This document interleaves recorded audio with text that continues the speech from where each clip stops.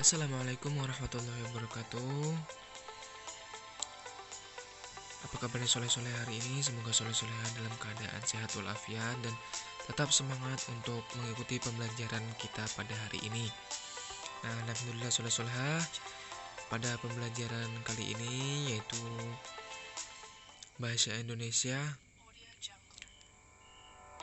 Hari ini kita membahas tentang materi yaitu mengidentifikasi unsur-unsur teks berita. Nah, jadi pembelajaran kita hari ini itu materinya. Nah, baik seperti yang dapat soleh-soleha lihat di layar. Nah, pada awal kegiatan ini Set akan membacakan teks berita. Nah, jadi silakan soleh-soleha simak teks berita yang dibacakan. Nah, kita disuruh untuk menyimak teks berita yang dibacakan secara sebaik-baiknya.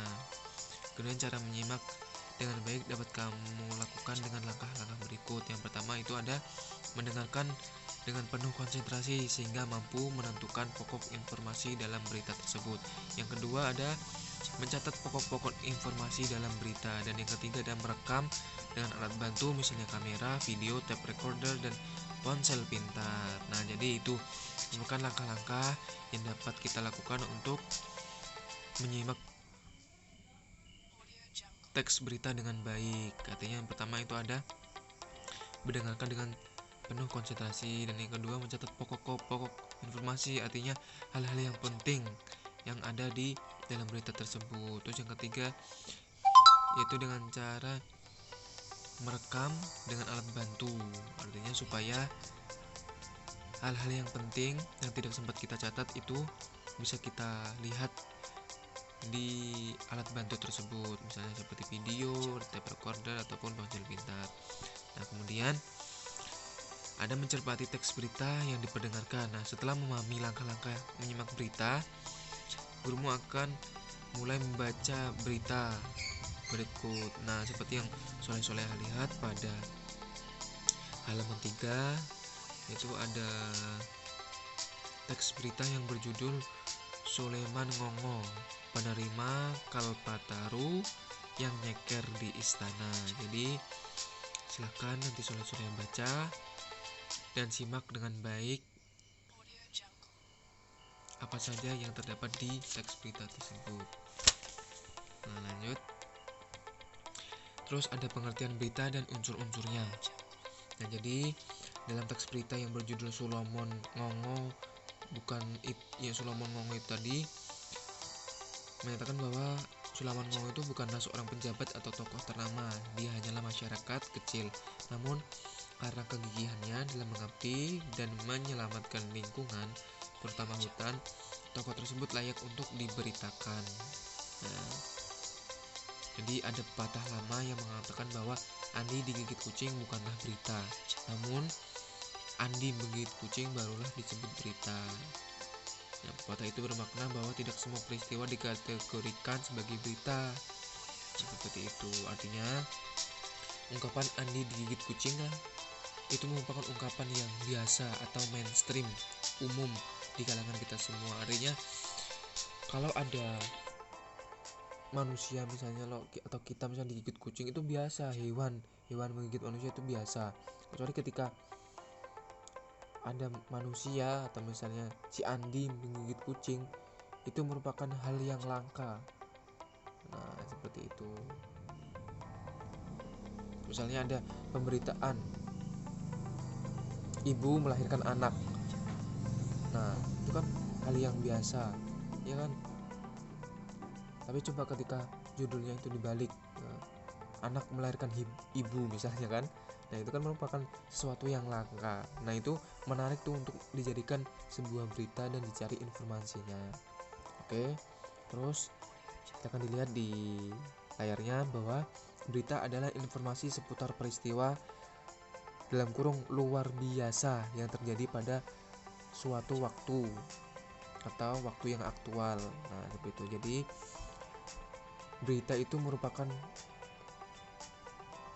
peristiwa, artinya peristiwa yang tidak biasa. Artinya ketika ada seseorang itu memberitakan sesuatu, nah, bahwa di situ tuh seorang itu sedang menceritakan hal yang luar biasa kepada orang lain, seperti itu kan. Nah, seperti itu. Misalnya kayak berita yang ada di waktu-waktu kemarin itu, bahwa ada buaya, misalnya buaya menerkam manusia. Nah, itu kan merupakan suatu hal yang luar biasa, artinya yang bisa membuat manusia tuh terkejut atau heran gitu kan. Terus yang kedua ada unsur-unsur berita. Nah, jadi berita itu ibarat sebuah bangunan. Nah, dalam teks berita terdapat unsur-unsur yang membangunnya. Nah, bangunan tersebut berlaku secara umum, baik berita tentang politik, ekonomi, sosial budaya, olahraga maupun kriminal. Nah, jadi seperti juga bangunan itu kan bermacam-macam, ada bangunan kantor misalnya. Terus nah, kantor itu pun bermacam, misalnya kantor pajak, misalnya kantor kesehatan, terus rumah sakit, itu kan juga merupakan bangunan ya. Jadi seperti itulah berita diibaratkan. Nah, terus ada unsur-unsur tersebut sering dikenal dengan sebutan adik Simba. Maaf, Ustaz typo, adik Simba maksudnya itu. Yang mana adik Simba itu ada A-nya itu apa, D-nya itu di mana, K-nya itu kapan, terus C-nya itu siapa, M-nya itu mengapa, dan B-nya itu bagaimana. Nah, itu kepanjangan dari adik Simba. Nah, kalau dulu pada Ustadz zaman SD ke-6 unsur kata ini disebut sebagai 5W plus 1H. Nah, jadi 5W itu dari bahasa Inggris ada what, terus where, when, who, why, dan how. Nah, makanya disebut sebagai 5W plus 1H. Nah, jadi dalam teks berita itu pasti mengandung ke-6 unsur ini, artinya apa, tentang apa berita tersebut, terus di mana peristiwa berita tersebut, terus kapan terjadinya berita tersebut, terus siapa yang terlibat dalam berita tersebut, terus mengapa berita tersebut bisa terjadi, terus bagaimana alur atau jalan berita tersebut. Nah, seperti itu. Terus yang kedua ada menentukan unsur-unsur teks berita yang diperdengarkan. Nah, berdasarkan teks berita yang kamu dengarkan sebelumnya, cobalah diskusikan hal-hal peristiwa berikut. Nah, yang pertama ada peristiwa apa yang diberitahukan dari teks berita tersebut. Nah, jadi secara umum berita itu pasti menceritakan, di dalamnya menceritakan juga tentang peristiwa yang terjadi, bagaimana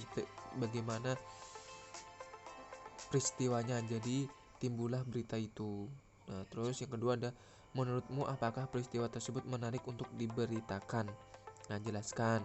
Nah, terus yang ketiga ada siapa tokoh atau orang yang diberitakan. Nah, di dalam berita tersebut tuh pasti ada orang yang sedang diberitakan atau di apa istilahnya, dibicarakan. Nah, terus yang keempat ada dari sisi apakah tokoh tersebut memiliki kemenarikan untuk diberitakan, misalnya dari perilaku, sikap, kehidupan, pandangan hidup, atau dari sisi lainnya seperti yang ada di berita Sulaiman tadi. Nah, Sulaiman tadi diambil dari sisi apa? Sisi kepribadiannya, artinya kepribadian dia yang sederhana, yang menarik untuk dijadikan sebuah berita. Nah, seperti itu. Misalnya juga tentang sikap Malin Kundang misalnya kan juga. Nah, Malin Kundang itu gimana sikapnya dia. Nah, itu juga bisa termasuk ke dalam berita. Lanjut.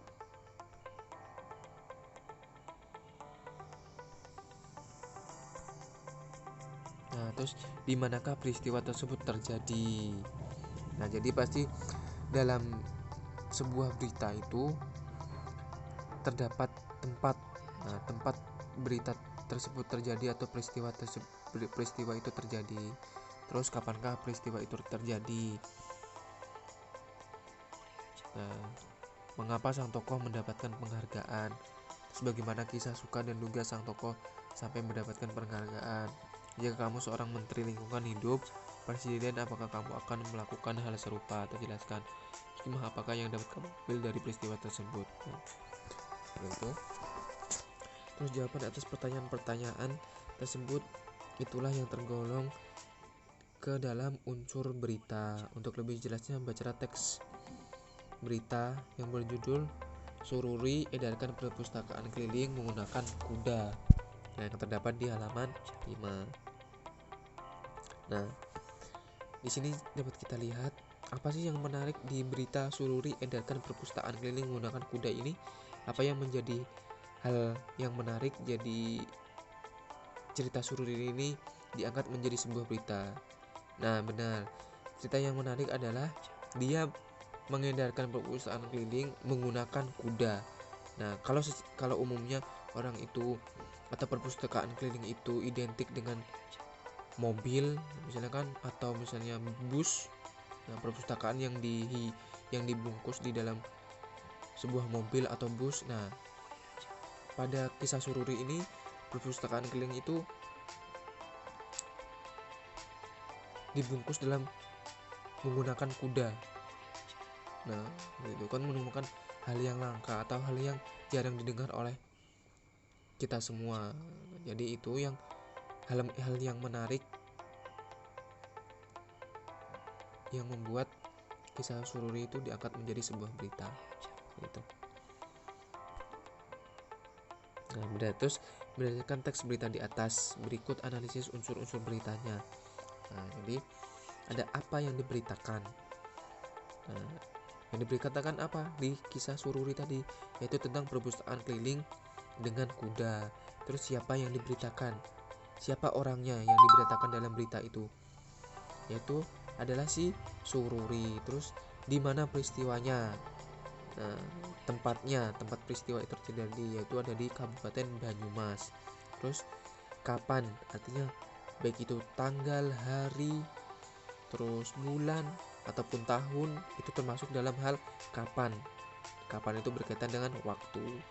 Nah, jadi peristiwa terjadi pada tanggal 29 Mei tahun 2016.